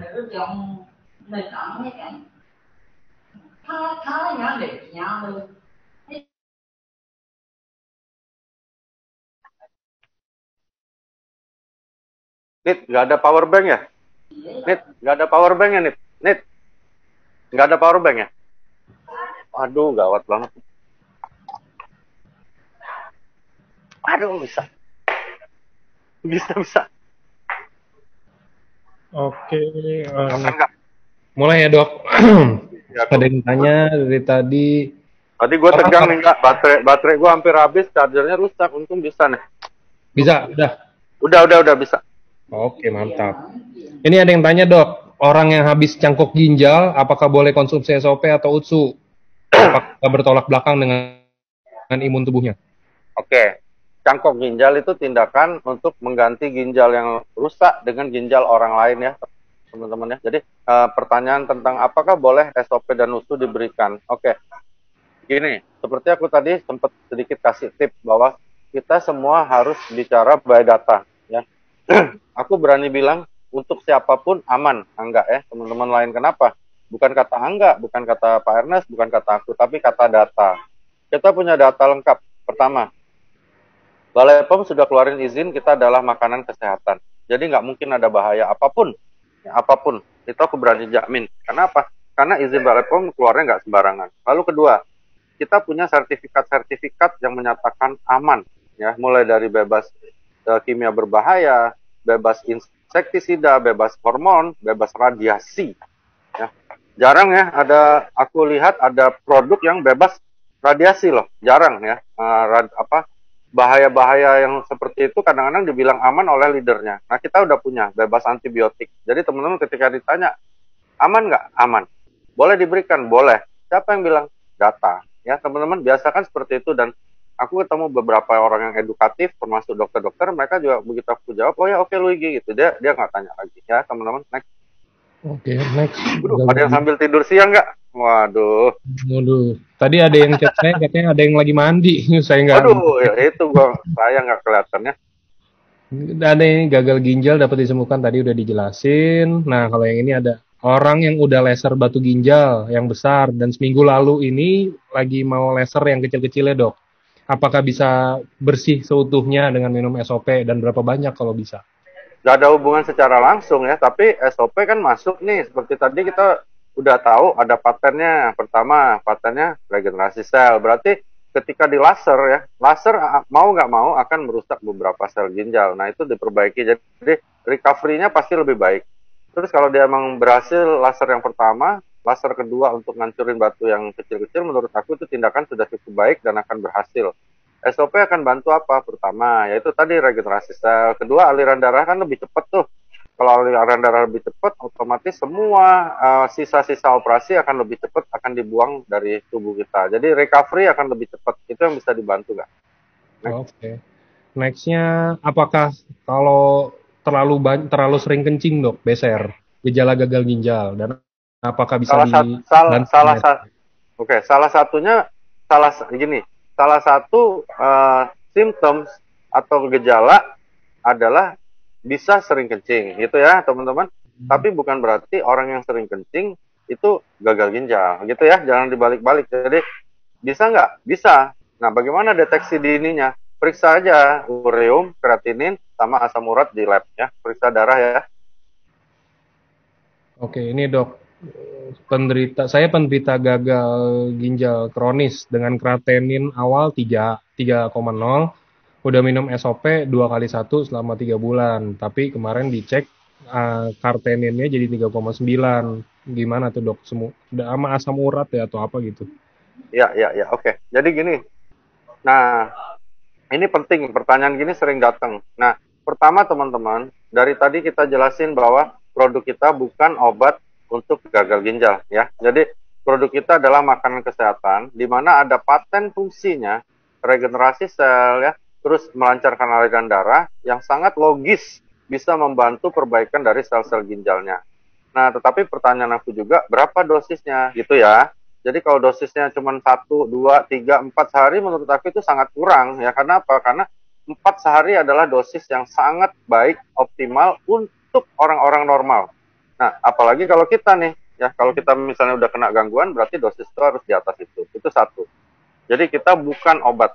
Jadi bukan berarti minum SOP pasti orangnya sembuh dari gagal ginjal. Gagal ginjal, teman-teman mohon maaf, nggak bisa sembuh. Di kedokteran juga nggak bisa. Nggak ada satu dokter pun di dunia ini bisa nyembuhin gagal ginjal kecuali cangkok. Oke ya? Jadi bukan obat tapi dicangkok ginjalnya. Lalu kedua, kalau misalnya dia nggak pakai SOP, nah ini yang harus kita gambarkan. Kalau dia nggak pakai SOP, berarti penuaannya terjadi terus, otomatis ginjalnya tambah rusak dari sekarang teman-teman ya. Dan akan lebih cepat orangnya mengalami gagal ginjal yang lebih berat stadiumnya. Jadi tujuan kita berikan adalah menggunakan patennya untuk memperbaiki dan membalikkan penuaan dia yang sekarang. Nah, kenapa kreatininnya jadi naik? Kemungkinannya ada dua. Pertama, progresivitas dari penyakitnya cepat sekali, ya, lebih cepat dari dosis SOP yang masuk, lebih cepat dari regenerasi sel yang dilakukan oleh SOP. Itu satu. Kedua, mungkin stadium yang sedang terjadi itu memang sudah sangat berat, gitu ya. Oke, next.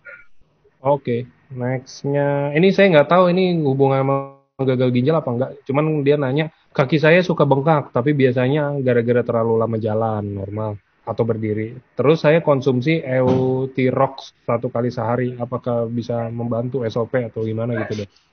Oke, kalau ada bengkak setelah dia jalan, bisa nggak dari ginjal? Bisa, tapi belum tentu. Jadi seperti tadi aku bilang deteksinya apa? Dengan pemeriksaan ya. Pemeriksaan darah, ureumnya, kreatinin, dan asam urat. Lalu urinnya juga diperiksa. Nah, kalau dua-duanya nggak ada apa-apa, kita harus berpikir ke organ lain. Ya, itu biasanya bisa dari jantung atau hati. Begitu, nggak? Oke. Oh iya, ini ada yang nanya lagi. Kenapa setelah konsumsi SOP 100 dan UTSU jadi susah BAB, feses jadi keras? Sebelumnya nggak ada keluhan tersebut. Maksudnya, nah ini tekanan darah, kolesterol, umur 60 tahun lebih, pola makan ini udah makan sehat, tidak konsumsi gorengan, bla bla bla, dan lain-lain, sehat hidupnya. Namun setelah konsumsi SOP dan UTSU muncul keluhan. Tolong dibantu solusinya, dok. Oke. Jadi teman-teman, pertanyaan-pertanyaan begini bagus. Teman-teman, aku bilang kembali by data ya. Jadi SOP bukan obat untuk apapun ya. Misalnya obat untuk buang air besar lebih lancar, obat untuk nurunin gula darah, obat untuk nurunin kolesterol. Bukan ya, bukan. Jadi orang minum SOP, kolesterolnya bisa turun nggak? Nggak bisa, teman-teman ya. Kalau secara langsung, oke ya. Oh, gula darah turun, nggak ada itu. Jadi SOP bukan obat. Nah, jadi itu dulu dasarnya ya. Nah, jadi kalau ketika seseorang misalnya nih minum SOP, kok malah nggak bisa beol ya. Kita lihat dulu dong bagaimana kebiasaan dia makan, terus bagaimana dia dietnya, cairan masuk tubuhnya cukup nggak, aktivitas dia apa, misalnya begitu ya. Kalau semuanya baik, nah kita harus lihat dulu nih apa yang terjadi di ususnya. Kita cek, misalnya periksa tinja, ya tinjanya mungkin ada infeksi, mungkin ada cacing, jamur, atau mungkin ada parasit di sana ya. Harus kita cek dulu. Nah, ketika semuanya memang membaik, ya sudah nggak apa-apa, kita teruskan ya, kita teruskan SOP dan usukusi, perbaiki pola makan, diet, cairan ditambah, dan jangan lupa dosis SOP dan usu nggak bisa loh satu saset ya. Lalu kedua, emang udah makan berapa lama SOP sama usunya? Karena usus kita itu ada 15 meter. Jadi untuk memperbaiki sepanjang itu ya, karena di usus kan memang ada bakteri baik yang pasti memperbaiki ya. Nah, itu perlu waktu ya, nggak bisa minum 1, 2, 3, 4 box terus tiba-tiba kita pengen semuanya jadi benar gitu. Jadi itu jawabannya, bahwa bukan obat untuk melancarkan buang air besar, bukan loh. Tapi salah satu uji klinis terjadi detoksifikasi pada beberapa orang. Nah, kalau teman-teman ingat yang dijelasin Pak Niko maupun aku di tabel, itu adalah perubahan klinis yang terjadi pada beberapa sampel orang. Jadi bukan paten. Patennya adalah apa? Usukusi. Nah, tahu kan? Nah, anti hepatitis C, terus dia anti tumor agent, ya, dan dia juga ada kemampuan naikin imunitas tubuh. Itu patennya. Tapi kalau tabel itu bukan paten ya, teman-teman. Itu salah satu cara baca perubahan uji klinis pada beberapa sampel ya. Next. Oke, nextnya ini member saya udah ada yang cuci darah selama 5 tahun sebab dari darah tinggi dan lain-lain. Selain itu pusarnya memanjang setelah konsumsi SOP dan usus 1 box. Pusar yang memanjang menjadi kaku, tidak mau lemas. Apa itu bagian dari proses regenerasi sel, dok? Kalau aku bilang dia suruh check up dulu ya, enggak ya? Mungkin ada proses yang lain justru itu yang terjadi ya, bukan karena SOP, bukan karena usus ya. Oke. Enggak, maaf ya, aku amatin video dulu, gue sambil makan, nggak apa ya? Nggak apa-apa, dok. Belum makan, sorry. Siap-siap. Ya. Oke, yang untuk ini ada yang nanya nih. Untuk hypertiroid gimana dokter? Saya minum obat dokter sampai dengan sekarang belum putus. Dulu sebelum hamil 1 tahun minum obat, kemudian tiroidnya normal, stop obat. Setelah 4 tahun kembali lagi terdeteksi hypertiroid. Sudah 1 tahun sekarang konsumsi obat lagi. Kira-kira SOP bisa membantu di bagian mananya, Bang? Oke, pertanyaan bagus. Beberapa leader kita ada yang hypertiroid, bahkan dulu pertama kali aku lagi sama Mbak Santi mengembangkan ini, ada satu dokter dari Singapura namanya Dokter Patricia, itu hypertiroid sudah puluhan tahun. Mereka sekarang sudah lebih baik ya, bukan sembuh ya. Karena ya hypertiroid itu harus minum obat terus ya, ada yang minum tinolol, ada minum merek-merek lain untuk mengontrol ya. Nah, waktu itu ketemu Dokter Patricia juga, aku ditanya macam-macam, aku bilang ini kok pinter banget ya. Ternyata ini orang dokter, bahkan dokter lebih pintar dari aku, karena dia dari Singapura. Logika yang aku ceritakan pada dia waktu itu adalah, bahwa produk kita SOP 100 Plus punya paten fungsi yang membalikkan penuaan. Nah, aku bilang dokter, ketika terjadi regenerasi sel, yang aku harapkan adalah terjadi semua perbaikan termasuk di sistem hormonalnya. Jadi kalau terjadi peremajaan itu, maka everything can be better ya. Not cure, tapi better. Dan aku lihat sebagai orang yang lebih senior dari aku, dia mengerti logikanya, dia coba, dan akhirnya dia malah kasih testimoni yang nggak ada testimoni dia gitu. Jadi aku lihat logika itu yang mungkin bisa diharapkan untuk orang yang mengalami gangguan hypertiroid ya. Jadi kita harapkan terjadi pembalikan penuaan sehingga sistem hormonalnya sedikit membaik atau bahkan jauh membaik ya. Contohnya Pak Adi Gunawan ya, Pak Adi Gunawan rekan kita itu membaik banget ya. Tapi apakah semua orang begitu? Belum tentu. Ya, tapi logikanya seperti itu nggak ya? Jadi pada orang hyperthyroid itu yang bisa kita harapkan. Oke. Nextnya ada ini pertanyaan. Saya mau tanya kira-kira kapan waktu yang tepat untuk konsumsi SOP dan USU? Maksudnya kalau saya minum obat hipertensi, gimana tepatnya cara minumnya itu SOP dan USU? Apakah setelah minum obat atau sebelum atau pagi atau malam gimana dok? Hmm. Jadi SOP dan USU pertama kali yang teman-teman harus tahu adalah sebenarnya bukan aman nggak nyaman, aman nggak aman, tapi nyaman ya. Ada orang yang nggak nyaman, ada orang yang nyaman nggak. Jadi kita harus bilang sama dia, tante, oh mas, mbak, kalian paling nyaman kapan nih? Nggak sibuk ya, nggak lupa ya. Kayak aku nggak pernah bangun pagi ya. Jadi teman-teman maaf nih, termasuk Angga kalau ngirim pesan, aku nggak pernah bangun pagi. Terus Angga bilang, dok, lo harus minum jam 7. Wah, repot dong, gue harus bangun gara-gara SOP. Jadi minum kapanpun boleh, teman-teman. Lalu caranya, gimana cara yang baik? Semua baik. Cuman memang kalau di bawah lidah, karena banyak kapiler di situ, biasanya penyerapannya lebih tinggi ya. Jadi bukan harus di bawah lidah ya. Senyaman kalian kapanpun boleh diminum, tapi jangan lupa, ada yang tanya, dok, bahaya nggak nih? Kira-kira kalau minum SOP rusak nggak nih obat dokternya? Itu terbalik ya. Justru obat kimia akan merusak fungsi dari SOP maupun USU. Jadi USU SOP harus duluan dibandingkan obat. Itu satu. Kedua, waktunya kapan? Bebas. Nah, kalau teman-teman muslim biasanya aku ingetin pas sholat aja. Misalnya sehari mau 2 kali, berarti subuh, maghrib biasanya. Subuh, maghrib orang nggak lupa sholatnya gitu. Jadi itu misalnya. Atau misalnya maghrib sama johor misalnya begitu. Atau maghrib sama asar, terserah. Boleh, bebas kapan aja ya teman-teman. Yang penting nyaman buat Anda dan nggak lupa. Next. Oke. Dok, saya mau tanya, kalau saya sering sesak napas, lebih bagus minum SOP atau Otsukushi? Karena saya juga udah pernah cek ke dokter, katanya nggak ada penyakit apa-apa, tapi sering sesak napas, apalagi habis makan. Gimana dok? SOP? Kalau itu berarti menurut aku ada gangguan lambung ya. Itu statement terakhir menunjukkan bahwa ada gangguan lambung di situ, bisa GERD, bisa ada ulkus, bisa ada gastritis ya, enggak. Jadi pasti ada sesuatu. Kalau saran aku kasih obat mah ya, yang ringan-ringan beli Proma, Milanta gitu ya. Pasti ada sesuatu di sana. Nah setelah itu bagaimana yang enaknya? Berarti kita minumkan SOP USU-nya sesudah dia minum obat, sudah dia makan, baru berikan SOP atau USU. Oke. Nextnya, ini pertanyaan singkat tapi bagus. Mengapa orang bisa hidup dengan satu ginjal, dok?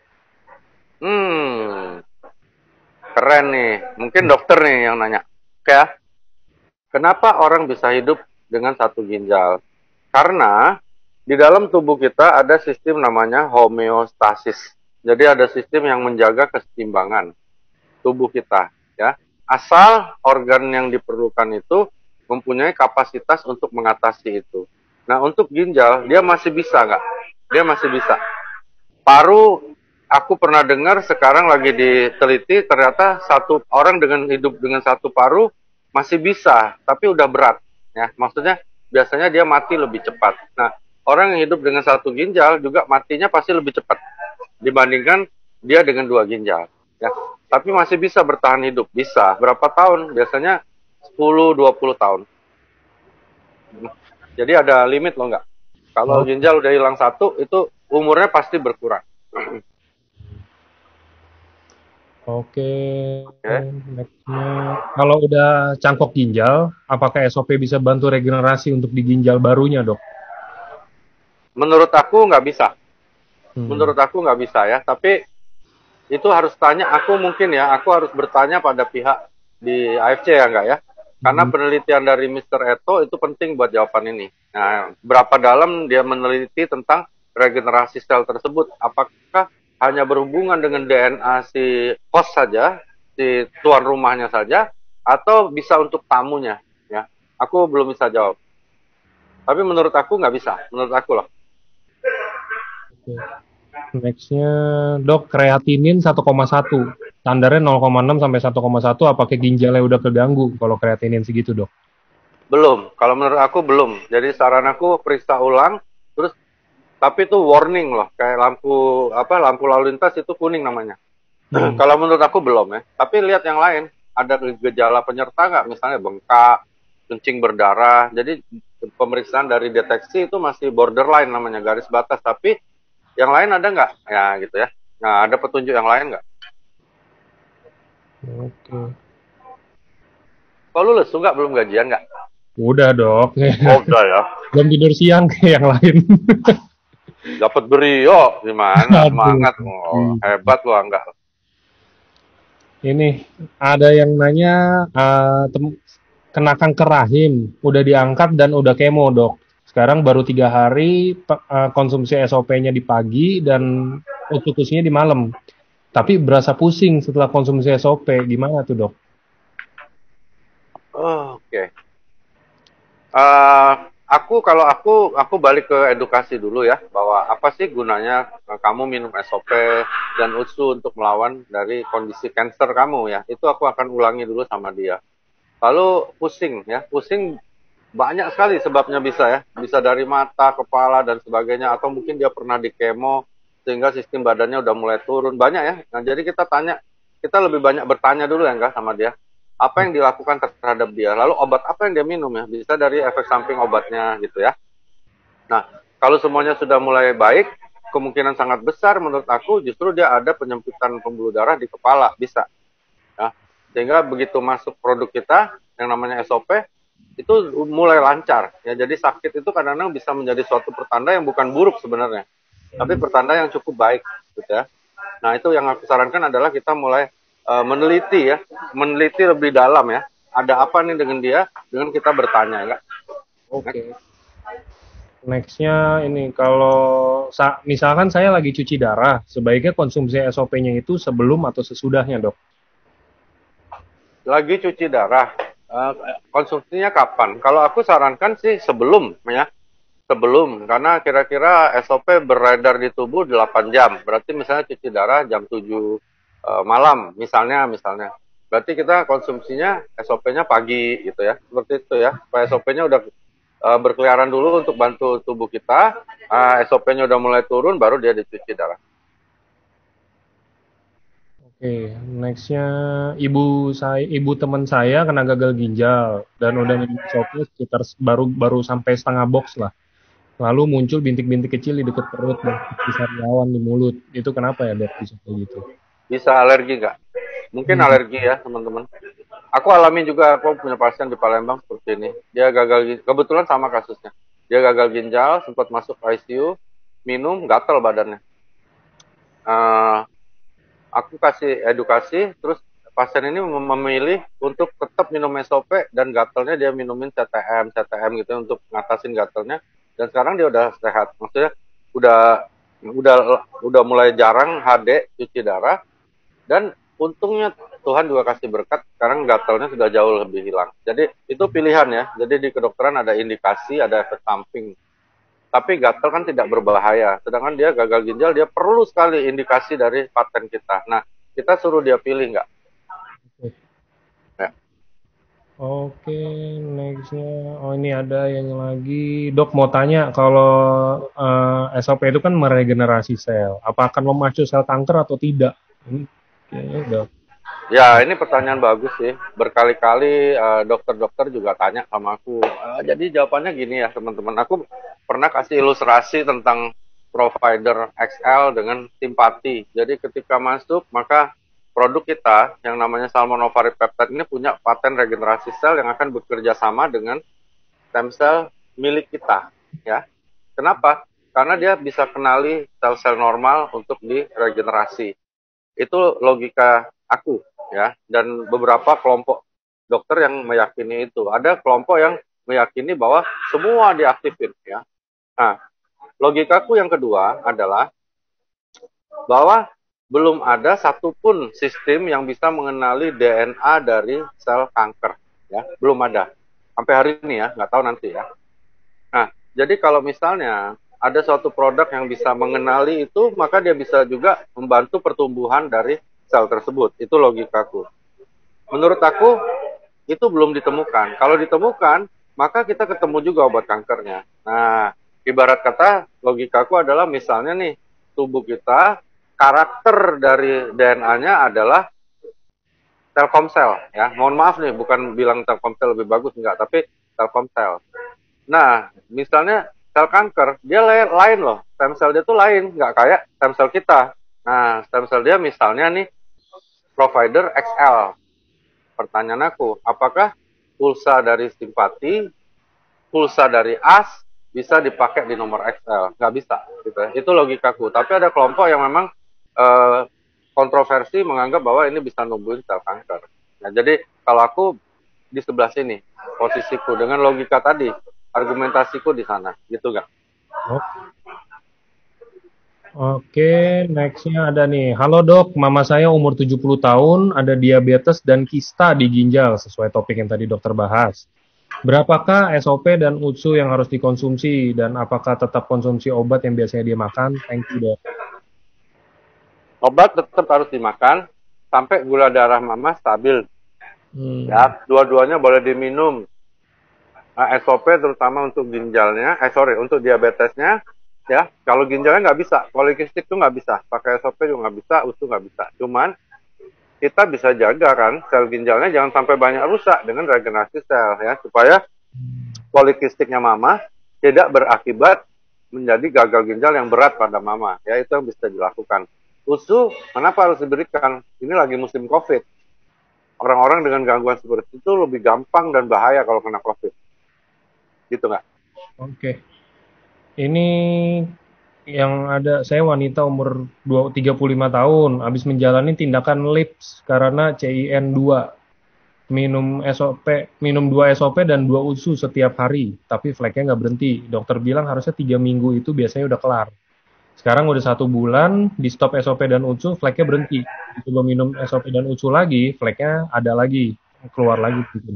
Sebaiknya gimana dok? Apakah ini artinya rahim belum bersih? Jadi SOP dan UTSU itu membantu membersihkan.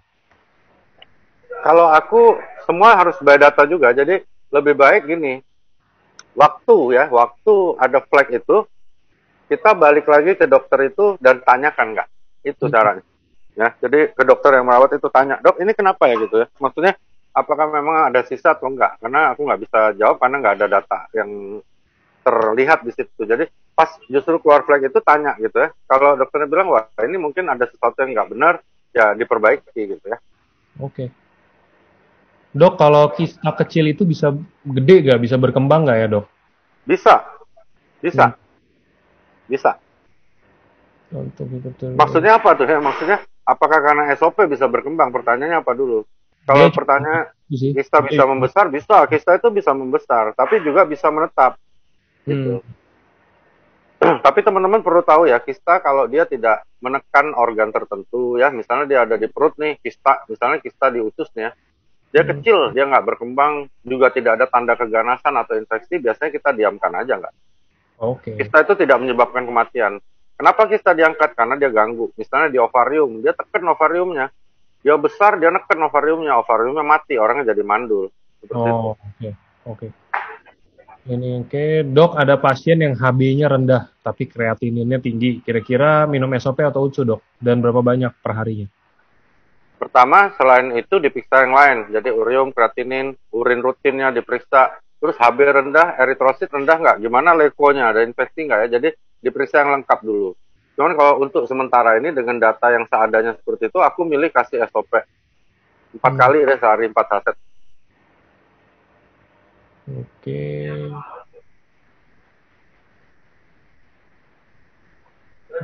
Tante saya gagal ginjal kronis dan HD 2 kali seminggu. Banyak minum obat dari dokter, kalau gagal ginjal kronis nggak bisa sembuh seperti yang tadi dibahas.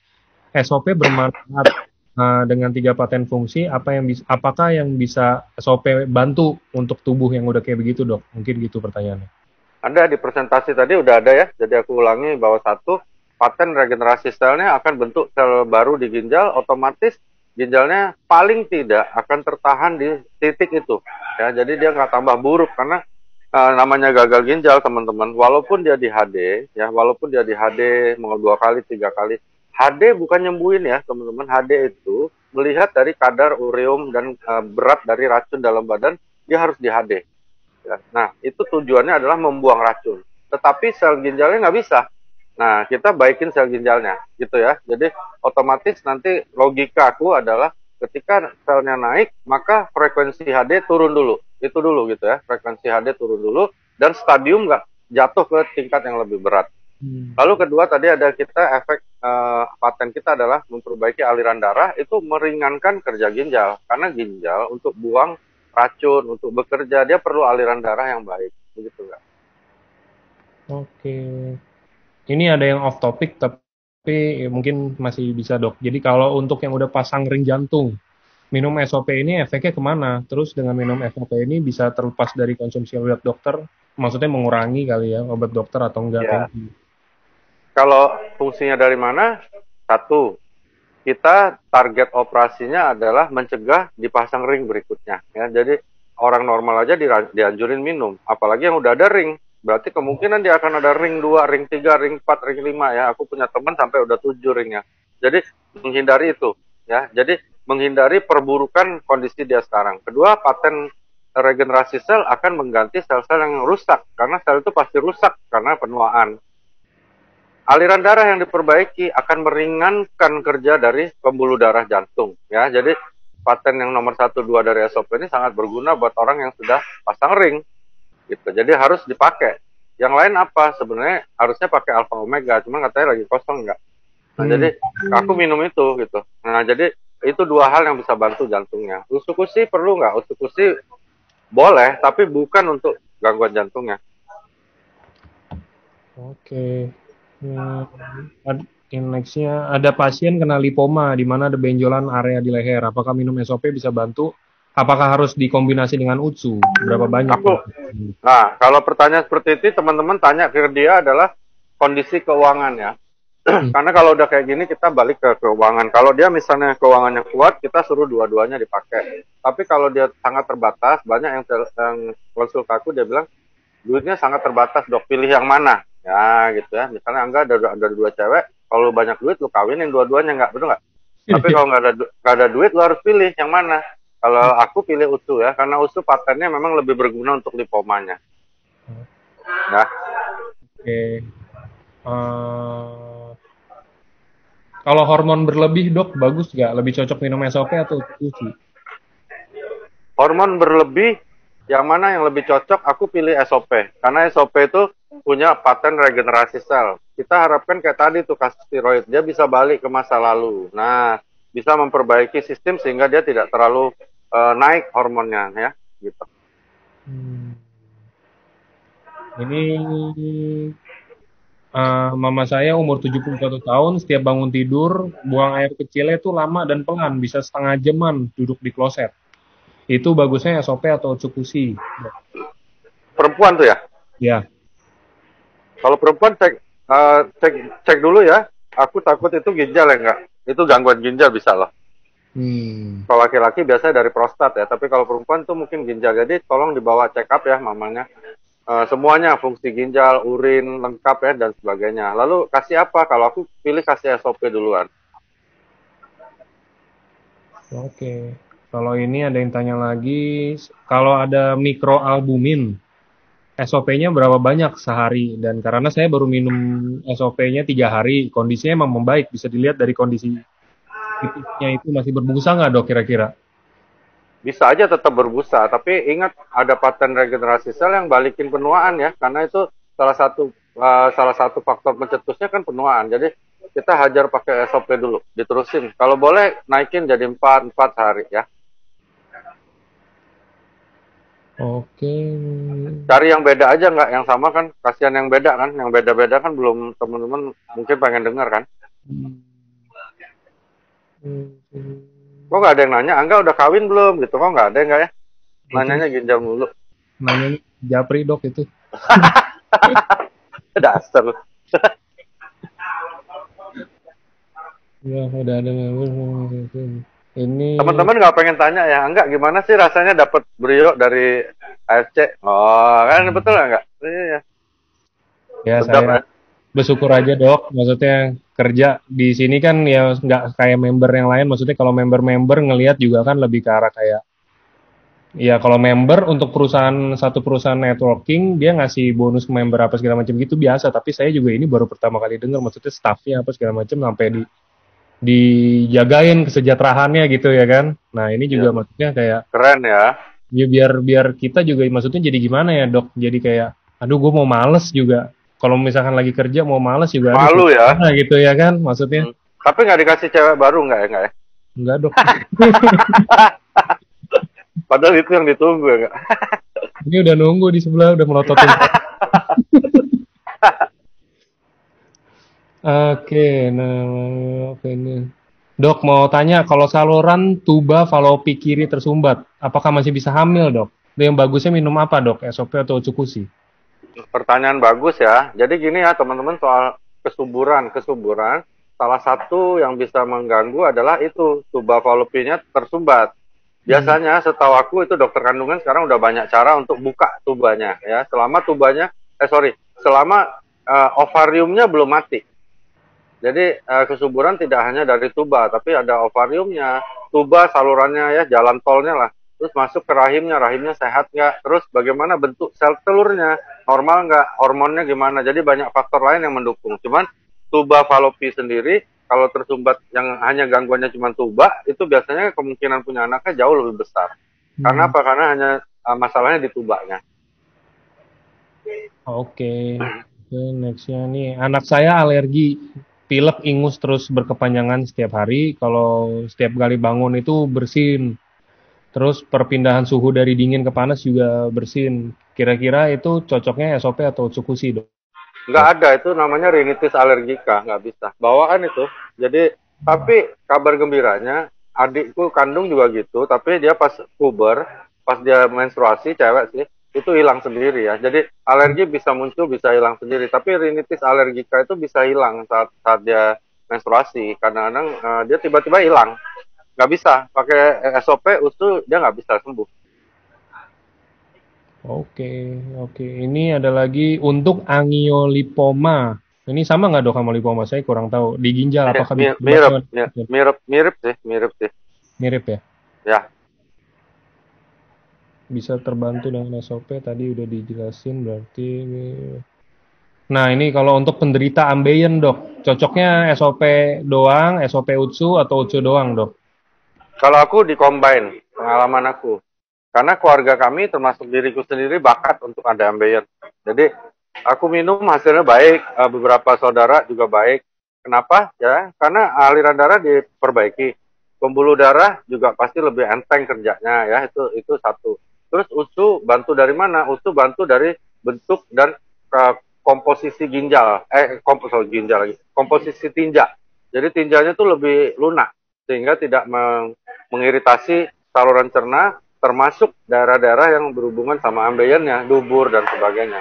Kalau aku saranin dua-duanya dikonsumsi plus obat ambeien tetap ya, Oke, obat ambeien tetap dikasih. Jangan makan pedas ya. oke.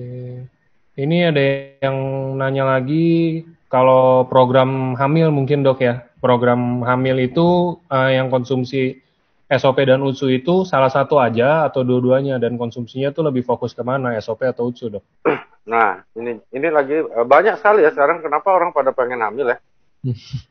Nah, gini teman-teman. Jadi hamil harus melihat kedua sisi, laki dan perempuannya, ada pria dan wanita menikah, dia pengen punya anak.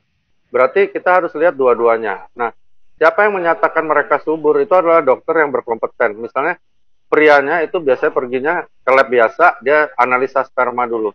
Kalau nggak ada masalah, udah beres. Ya, tapi kalau ada masalah biasanya dia pergi ke androlog. Nah, ada nggak gangguan yang menyebabkan dia disebut infertil atau tidak subur? Kalau nggak, cowoknya beres.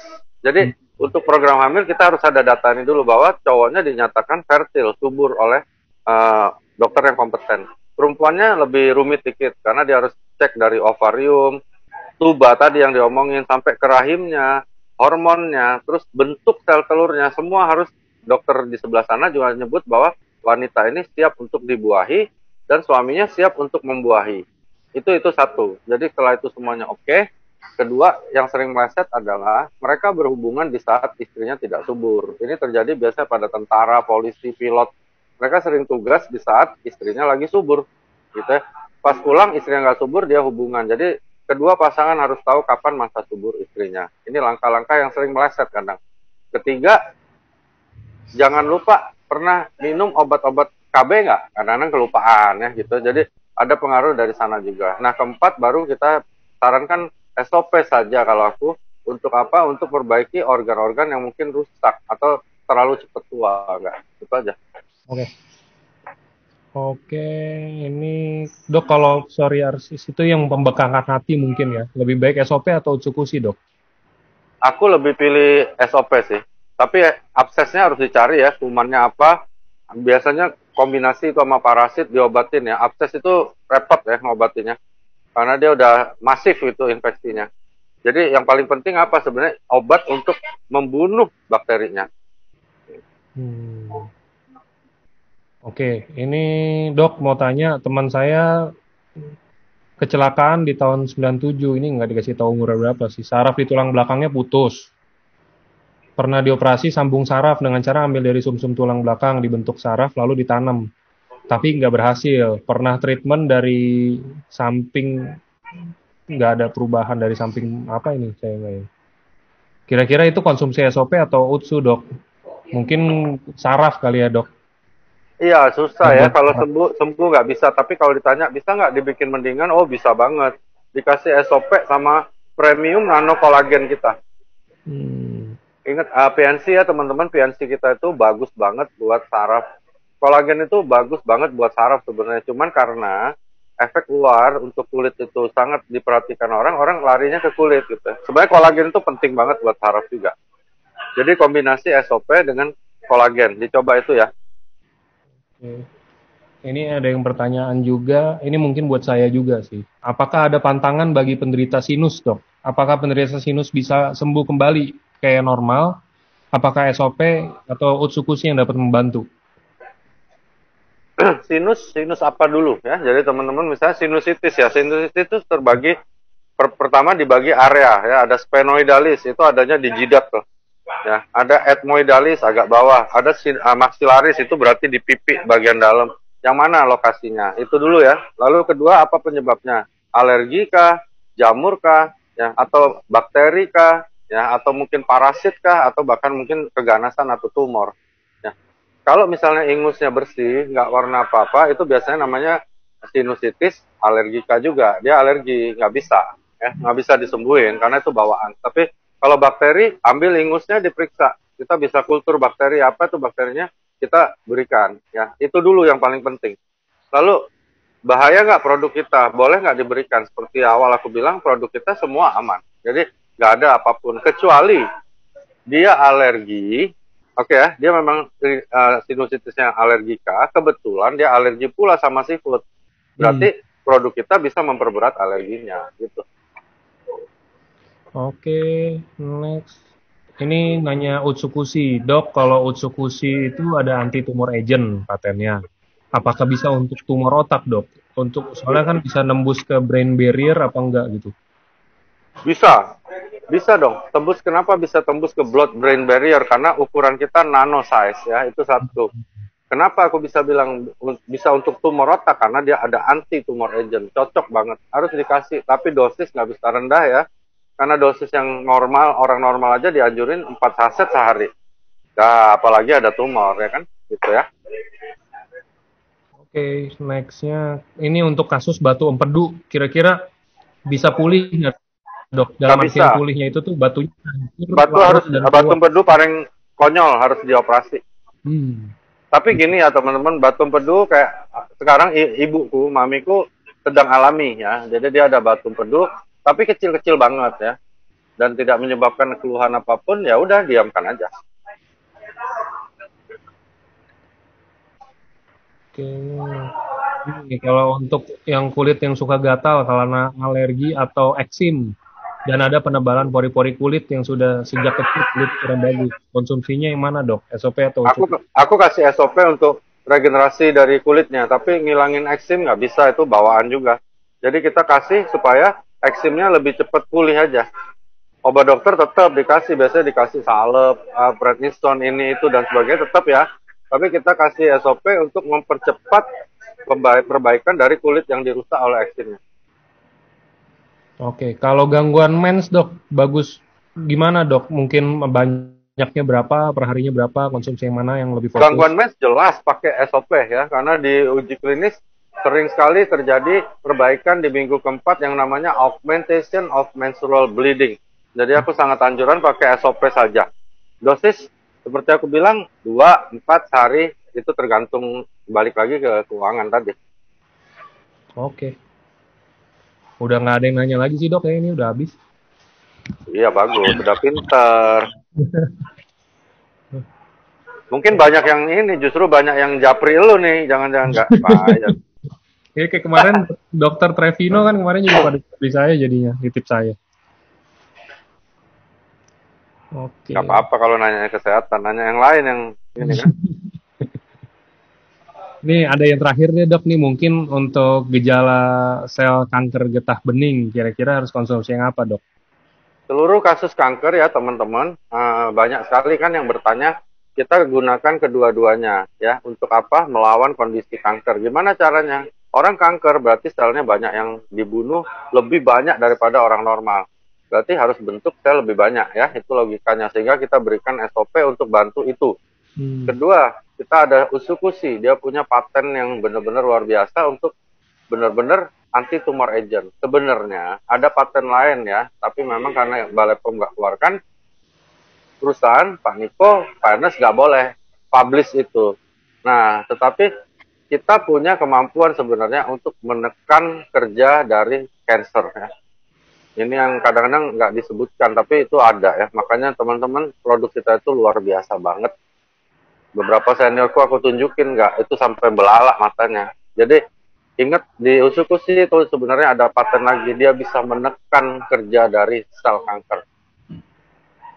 Menekan ya, bukan membunuh ya teman-teman. Bayangin tuh ada produk kayak begitu. Makanya 1.650.000 ada yang bilang mahal. Aku bilang lu bandingin apaan? Lu bandingin tempoyak atau lu bandingin keripik udang ya mahal lah. Tapi kalau bandingin dengan patennya, ngeri banget. Aku minum SOP sekarang teman-teman kalau pengen tahu itu kadang-kadang sampai 6 sampai 8 sehari. Karena patennya tuh ngeri banget. Kalau SOP sebenarnya teman-teman ya di lapangan kalau SOP teman-teman nggak perlu tanya lagi. SOP harus minum karena kita melawan penuaan. Nah tinggal mau dikombinasi apa. Jangan lupa kita punya produk banyak di Plan B yang juga bagus di Rhythm Point ya. Ada lutein, sharp, ada PNC. Banyak sekali produk di situ yang juga sangat berguna buat kesehatan kita. Jadi jangan berpatokan hanya USU dan SOP. Kita ada produk lain yang bagus. Oke. Oke dok. Mungkin yang lain ini kan beberapa, terus saya tadi ngomong gak ada pertanyaan, semuanya langsung begitu nih saya. Mau gimana dok? Mau masih dibacain kasih berapa pertanyaan lagi atau gimana dok? Boleh lah, 5 dah. 5 ya, saya pilihin ya. 5 jangan yang sama lagi nih kalau bisa tanyanya yang tadi. Ya, yang beda. Kalau udah ada yang ditanya mungkin bapak ibunya yang keskip gitu kemis tadi udah dijawab sama dokter Lugi kan nggak, kasihan dokter Lugi ngulang lagi gitu kan.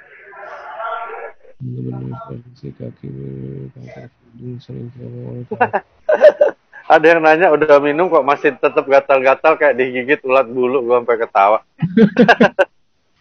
Karena SOP bukan obat alergi ya teman-teman. Jadi kalau ada yang alergi, SOP nggak bisa menyembuhkan alergi ya. Cuman bantu apa yang di alerginya ngapain nih, ngerusak kulit dia baikin gitu.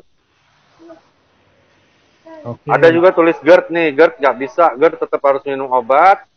SOP cuman benerin esofagus yang kena asam lambung yang terlempar dari asam lambung lagi ya. Patah tulang nggak bisa, harus operasi Vicky. Di sini avascular necrosis dok. Ya, avascular necrosis kenapa? Sehingga paha sering sakit, sebaiknya konsumsi SOP atau UTU.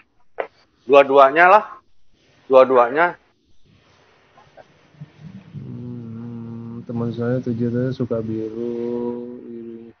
Oh ini anak teman saya umur 7 tahun kalau kebentur suka biru-biru tapi birunya nggak hilang, jadinya malah menghitam. Kata dokter sejenis erythema multiforme atau target lesion. Jadi apakah minum SOP atau UTSU? SOP, kalau aku pilih SOP. Nah. Kasus-kasus sarafnya ada yang nanya nih, beruntun nih, ada kasus trigeminal, terus ada kasus neuron ya, kasus-kasus yang berhubungan sama saraf ya teman-teman. Berikan SOP plus premium nano kolagen kita ya. Yang serupa ya, yang saraf, semutan, ngilu, saraf kejepit, kita pakai itu ya. Kalau amandel dan rinitis sebaiknya minum SOP atau UTSU atau digabung, Dok? Kalau aku dikasih SOP dan USU dua-duanya, tapi jangan lupa dicari penyebabnya apa tuh, bakteri kah atau apa, diobatin ya. Oh, tadi pertanyaannya gatel-gatel bukan alergi, tapi gatel-gatel pas minum. Berarti mungkin alergi terhadap SOP atau USU ya. Jadi kalau ada beberapa teman-teman alergi dengan SOP atau USU, pertanyaannya sekarang adalah kembali ke kita ya. Berapa nyaman kita menghadapi itu? Kalau nggak nyaman banget, terpaksa dihentikan ya teman-teman. Tapi kalau ada kondisi yang lebih berat yang mau kita tolong, coba pertimbangkan lagi paten-patennya ya. Oke. Oke lah, Dok, ini nggak, kalau pertanyaan ini semua banyak banget. Hampir sama ya. Muncul. Kista harus operasi ya, kista nggak bisa sembuh. Ada yang aku kebaca-baca, aku jawab deh. Bisa buat tambah tinggi anak nggak? Nggak bisa. Terus mau tanya dong, anak saya toksoplasma, mikroplasma, diobati sesuai dengan penyebabnya. Tokso biasanya kita kasih metronidazole ya, dan sebagainya gitu. Parkinson nggak bisa. Sama tadi pagi juga ada yang tanya saya, Dok, kalau untuk autis itu kira-kira gimana, Dok? Autis pengalaman kita itu dia cuma bikin anaknya lebih tenang, nggak agitatif, tapi sembuh nggak bisa. Oke. HNP itu termasuk ya, HNP termasuk mirip dengan saraf kejepit, cuman dia lebih parah karena dia ada hernia. Jadi HNP harus operasi. Sementara kasih SOP dan PNC ya. Yang gagal ginjal ya seperti di acara kita di awal, berikan SOP 4 saset sehari, oke? Oke. Oke nggak? Oke. Sorry ya teman-teman, maksudnya ini pertanyaan banyak banget, nggak bisa semuanya dijawab atau yang kayak gimana gitu. Mungkin nanti ditunggu sesi berikutnya, biasa Dokter Luigi ini ada buka Q&A doang ya kan. Nah itu tanya-tanya sampai puas atau yang gimana gitu. Ya. Kalau sekarang Thank you ya teman-teman. Mudah-mudahan jadi busidok semua. Selamat Angga udah dapat brio. Saya doain juga Dokter Luigi, semoga masih ada berapa bulan lagi nih, Dok. Bisa kan, Dok, kejar mah? Mudah-mudahan bisa. Tenang aja. Nanti kita ketemu jadi di Dubai-nya kan udah emas pakai bajunya, udah bukan Enjoy the process. Iya, betul nggak? Kalau nggak ada COVID nggak? Iya. Oke. Kalau ada COVID pakai APD nggak? Oke, thank you Dokter Luigi. Oke, thank you ya teman-teman ya. Ya. Sukses terus, sehat terus. Happy weekend. Go Dubai. Go Dubai. Oke nggak? Bye-bye. Thank you Dok. Ya, thank you. Bye. Thank you teman-teman semua.